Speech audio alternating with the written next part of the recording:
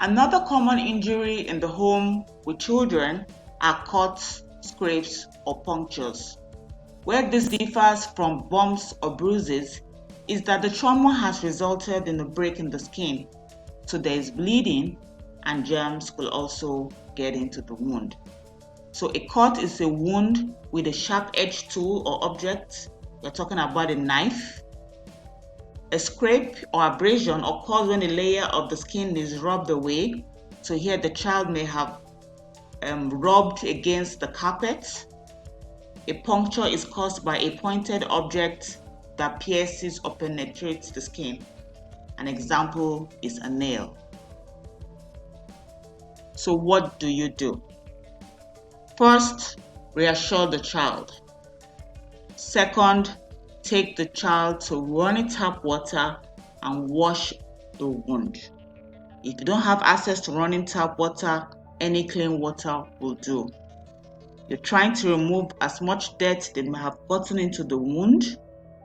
Then you dry with a sterile pad from your first aid kit.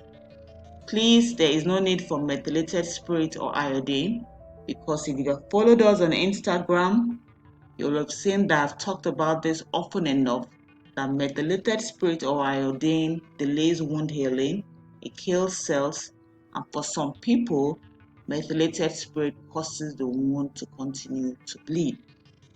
So if you clean with water and you put a sterile pad on it, or you've dried it with a sterile pad, then you put a plaster on that wound. Here you remember that we're talking about minor wounds that can occur in the home. So put a plaster on it. It forms a sort of pressure such that the bleeding stops and helps the clots to form. It also prevents the entry of germs into the wound. Please seek medical advice if necessary. The wound is very dirty. The wound continues to bleed. You are not comfortable handling the wound, or you do not have a first aid kit. Seeking medical advice is also important in puncture wounds. Remember, we define it as a wound caused by a penetrating object like a nail. So those wounds are kind of deep,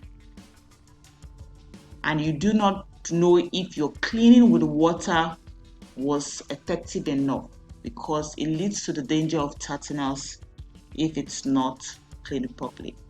So you need to go to the hospital in such a case, because the child may need a tetanus toxoid booster.